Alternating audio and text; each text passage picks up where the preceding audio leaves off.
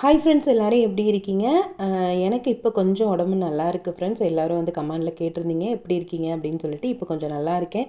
அந்த இருமல் மட்டும் இன்னும் கொஞ்சம் இருக்குது ஃப்ரெண்ட்ஸ். அதுக்கப்புறம் பார்த்திங்கன்னா லாஸ்ட் அந்த வீடியோ போஸ்ட் பண்ணும்போது ரொம்பவே ஒரு டிப்ரெஷனான ஒரு மைண்ட் செட்டில் இருந்தேன். யார்கிட்டடா ஷேர் பண்ணுறதுன்னு தெரியல. ஸோ வந்து என்னையே அறியாமல் நான் எதேதோ அந்த வீடியோவில் நான் பேசியிருப்பேன். அதுக்கப்புறம் கேட்கும்போது தான் எனக்கே தோணுச்சு. ஸோ ஆனால் பார்த்திங்கன்னா அந்த வீடியோவில் அவ்வளோ எனக்கு பாசிட்டிவாக கமெண்ட் பண்ணியிருந்தாங்க. என்னோடய கூட பிறந்த ஒரு சிஸ்டராக, ஒரு என்னோடய ஃப்ரெண்ட்ஸாக அவ்வளோ பாசிட்டிவான கமெண்ட்ஸ் இருந்தது. அதை பார்க்கும்போதே ரொம்ப ஹாப்பியாக இருந்தது.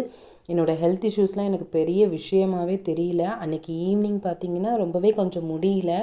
அதுக்கப்புறம் வந்து ரொம்ப டயர்டாக இருக்கேன் அப்படின்னு சொல்லிட்டு ட்ரிப்பு போட சொன்னாங்க. சரி ஓகே அப்படின்னு சொல்லிட்டு ட்ரிப் போட்டு இப்போ கொஞ்சம் பரவாயில்ல. 3 டேஸாக கொஞ்சம் அந்த த்ரோட் இன்ஃபெக்ஷன் மட்டும்தான் ஃப்ரெண்ட்ஸ் இருக்குது. ஸோ அதனால தான் வந்து ஒரு 3 டேஸாக வீடியோ போடலை அப்படின்றதுக்காக தான் கம்யூனிட்டியில் வந்து மதியம் போஸ்ட் பண்ணியிருந்தேன். இன்னும் 14 நாள் தான் இருக்குது, உங்கள் மனநிலை வந்து இப்போ எப்படி இருக்குது அப்படின்னு சொல்லிட்டு. அதுக்கப்புறம் வந்து இன்னொரு விஷயம் என்ன கேட்டிருந்தேன் அப்படின்னா, நம்ம வந்து ஏதாவது ஒரு டைம் வந்து நம்ம வந்து டிமோட்டிவேட் ஆகும்போது நமக்கு யார் சப்போர்ட்டாக இருக்கா உங்கள் ஒவ்வொருத்தருக்கும் அப்படின்னு சொல்லி கேட்டிருந்தேன் ஃப்ரெண்ட்ஸ். அதுக்கு நிறைய பேர் வந்து கமெண்ட் பண்ணியிருந்தீங்க. அதில் பார்த்திங்கன்னா இன்னும் 14 நாள் தான் இருக்குது, என்ன பண்ண போகிறீங்க, எப்படி உங்கள் மனநிலை இருக்குது அப்படின்னு சொல்லி கேட்டிருந்தது. நிறைய சிஸ்டர்ஸ் வந்து எனக்கு பயமாக இருக்குது சிஸ்டர், படித்தது மறந்த மாதிரி இருக்குது, என்ன படிக்கிறதுனே தெரியல, இன்னும் படித்து முடிக்கலை, ரொம்ப குழப்பமாக இருக்குது, ரொம்ப கவலையாக இருக்குது, படிக்கிறதுக்கு டைமே இல்லை, ஃபேமிலி சுச்சுவேஷன் வந்து சுத்தமாக சரியில்லை, எப்படி நான் ரிவிஷன் பண்ணுறதுனே தெரியல, புக்கை எடுத்தாலே தூக்கம் வருது, புக்கை எடுக்கிறதுக்கான ஒரு சுச்சுவேஷனே அமையலை அப்படின்னு சொல்லிட்டு அவ்வளோ பேர் கமெண்ட் பண்ணியிருந்தீங்க. அதெல்லாம் பார்க்கும்போது எல்லாரோட மனநிலையுமே வந்து ஒரு நிலையாகவே இல்லை, ஏதோ ஒரு குழப்பத்தில் பயத்தில் இப்படி தான் இருக்குது. நான் என்ன சொல்கிறேன் அப்படின்னா, எல்லாரோட மனநிலையுமே இப்படி தான் இருக்குது. அதாவது இப்போ இந்த எக்ஸாமுக்கு ஒரு 26,000 பேர் அப்ளை பண்ணியிருக்காங்க இல்லையா, அந்த 26,000 பேர்த்துக்குமே இப்படி தான் இருக்கும். 100% சிலபஸை கம்ப்ளீட் பண்ணவங்களாக இருந்தாலும் ஐயோ நம்ம அதை ரிவிஷன் பண்ணிட்டோமா, இதை ரிவிஷன் பண்ணிட்டோமா அப்படின்ற மாதிரி ஒரு பதட்டம் இருக்கும். அப்புறம் ஃபேமிலி சுச்சுவேஷன் இஷ்யூஸ் அது இதுன்னு சொல்லிட்டு எல்லாருக்குமே அந்த 26,000 பேருக்குமே இந்த பிரச்சனை இருக்கும் தான் ஃப்ரெண்ட்ஸ். ஆனால் அதையும் தாண்டி யார் வராங்க அப்படின்றது தான் முக்கியம். அதாவது அந்த எக்ஸாம் பேப்பர் அந்த 3 ஹவர்ஸை யார் வந்து ஒழுங்காக யூஸ் பண்ணுறாங்களோ அவங்களால மட்டும்தான் வந்து நிச்சயமாக சக்ஸஸ் பண்ண முடியும். நான் என்ன சொல்கிறேன் அப்படின்னா, இந்த 14 நாள் வந்து டீமோட்டிவேட் ஆகாதீங்க. இவ்வளோ நாள் வந்து ஹார்ட் ஒர்க் பண்ணியாச்சு. ஸோ வந்து இன்னும் 14 நாள் தான் இருக்குது, தூக்கமாக வருது, என்ன பண்ணுறதுன்னு தெரியலன்னா இவ்வளோ நாள் வந்து நம்ம ரொம்ப எஃபர்ட் போட்டிருக்கோம் இல்லையா, அந்த டயர்ட்னஸ்ஸு, அதனால தான் நமக்கு இந்த ஹெல்த் இஷ்யூஸ் வர்றது. அப்புறம் ஃபேமிலி சுச்சுவேஷன் பார்த்திங்கன்னா என்னன்னே தெரியல, நமக்கு ஏதாவது ஒரு நல்லது நடக்கும்போது தான் இப்படிலாம் பிரச்சனை வரணும்னு இருக்குள்ள இருக்குது.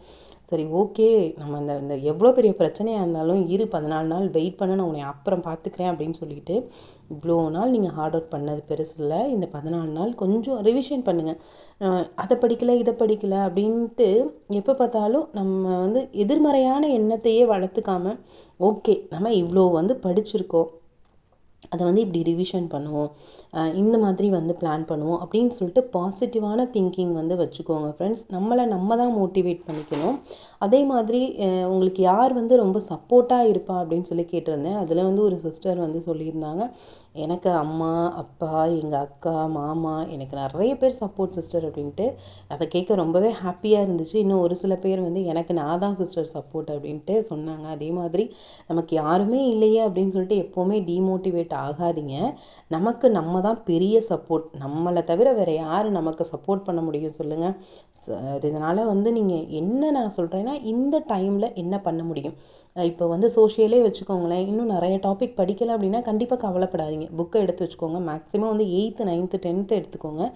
இப்போ ஃபஸ்ட் லெசன் இருக்குது 8th அப்படின்னா அதில் இருக்க பாக்ஸ், அது என்ன லெசன், அதில் யார் இம்பார்ட்டன்ட், இப்போ குப்தர்கள்னால் அதில் ஃபஸ்ட்டு யார் வந்தால் ஒரு சில அடைமொழி வச்சு சொல்லுவோம் இல்லையா, அந்த மாதிரி யார் யாரை சொல்லுவோம், அதுக்கப்புறம் அதோட கடைசி மன்னர் யார், புக் பேக், இப்படி வந்து ரொம்ப இம்பார்ட்டண்ட்டாக அப்படியே ரொம்ப மினிமமாக அப்படி படிச்சுட்டு எல்லா பேஜையும் அப்படி திருப்பி பாருங்கள். அதே மாதிரி இப்போ தமிழ்லாம் படித்து முடிச்சுட்டேன், இங்கிலீஷ்லாம் படித்து முடிச்சுட்டேன் அப்படின்னா நீங்கள் வந்து அந்த சிஸ்டர் சொல்லியிருந்தாங்க, ஃபேமிலி ப்ராப்ளமால் என்னால் படிக்கவே முடியல அப்படின்னு. படிக்க வேண்டாம், புக்கை எடுத்து வச்சு படித்த பேஜஸை வந்து நீங்கள் அப்படியே திருப்பி பார்த்துக்கிட்டே இருங்க. நீங்கள் படித்த விஷயத்தை எல்லாம் ஒரு தடவை எடுத்து பாருங்கள். மேக்ஸ் வந்து ஒரு நாளைக்கு 3 ஹவர்ஸாவது ப்ராக்டிஸ் பண்ணுங்கள். ஸோ அது வந்து நமக்கு ரொம்ப ஹெல்ப்ஃபுல்லாக இருக்கும் சிஸ்டர் எக்ஸாம் டைமில். ஸோ இந்த மாதிரி வந்து டைமை வந்து யூஸ்ஃபுல்லாக வந்து பயன்படுத்துங்க. தூக்கமாக வருது அப்படின்னா ஒரு 2 நிமிஷம் அந்த ரொம்ப சொக்கும் இல்லையா, அப்போ ஒரு அரை மணி நேரம் தூங்கிட்டு திருப்பி எந்திரிச்சுக்கோங்க. அந்த மாதிரி தூங்கி எந்திரிக்கும் போது இன்னும் கொஞ்சம் பவராக இருக்கும். ஸோ அந்த மாதிரி வந்து டைமை மேனேஜ் பண்ணிக்கோங்க. நிறைய பேர் வந்து நான் வேலைக்கு போயிட்டு படிக்கிறேன் அப்படின்னு சொல்கிறீங்க. நமக்கு எவ்வளோ டைம் கிடைக்குதோ, இப்போ உங்களுக்கு ஒரு நாளைக்கு ஒரு 3 ஹவர்ஸ் கிடைச்சாலுமே அந்த 3 ஹவர்ஸை நீங்கள் எவ்வளோ வேல்யூபிளாக யூஸ் பண்ணுறீங்க அப்படின்றது தான் ஃப்ரெண்ட்ஸ் முக்கியம். 6 மணி நேரம் 7 மணி நேரம் 8 மணி நேரம் புக்கை வச்சுக்கிட்டு பிளா பிளா பிளா பிளான்னு உட்காந்துருப்பாங்க. ஆனால் படித்த கண்டென்ட் என்ன படிச்சிங்க அப்படின்னு கேட்டால் ஒன்றுமே தெரியாது. ஸோ அந்த மாதிரி இருக்க வேணாம். அதுக்காக அவ்வளோ படிக்கிறவங்க வந்து படிக்க மாட்றாங்கன்னு நான் சொல்லலை. ஒரு சிஸ்டர் வந்து வேலைக்கு போயிட்டே படிக்கிறேன்னு சொன்னாங்க. ஸோ அவங்களுக்காக சொல்கிறேன், 3 ஹவர்ஸ்னாலும் நீங்கள் ரொம்ப வேல்யூபிளாக யூஸ் பண்ணுங்கள் சிஸ்டர். அதுவே உங்களுக்கு ரொம்பவே சப்போர்ட்டாக இருக்கும். ஸோ எப்போவுமே வந்து நெகட்டிவாக நினைக்காதீங்க. நம்ம அதை பண்ணல, அதை செய்யலை, இதை செய்யலை அப்படின்ட்டு நெகட்டிவாக இருக்காதீங்க. பாசிட்டிவாக வந்து நம்ம இவ்வளோ முடிச்சிருக்கோம், இதை எப்படி வந்து ரிவிஷன் பண்ணலாம், எப்படி வந்து நம்ம ப்ரீவியஸ் இயர் கொஸ்டின் பார்க்கலாம், இந்த தெரியாத சம்ஸ்லாம் நிறைய யூடியூப்பில் பார்த்திங்கன்னா மேக்ஸு அந்த எஸ்ஜிடிக்கு மேக்ஸ் வீடியோஸ்லாம் நிறையா போடுறாங்க. ஸோ அதை பார்த்து கூட நம்ம வந்து டைம் உட்காந்து போடுறதுக்கு இல்லை அப்படின்னாலும் அந்த வீடியோஸை வந்து அடிக்கடி நம்ம பார்த்துட்ருக்கலாம். ஸோ இந்த மாதிரி டைமை யூஸ் பண்ணுங்கள். நம்ம ஜெயிக்கிறோமோ தோக்குறோமோ அந்த விஷயத்துக்காக நம்ம எவ்வளோ எஃபர்ட் போடுறோம், நம்ம எவ்வளோ பெஸ்ட் கொடுக்குறோம், அதுதான் அங்கே முக்கியம். நம்மளால் முடிஞ்ச வரைக்கும் நம்ம பெஸ்ட்டை கொடுப்போம் friends. All the best. By.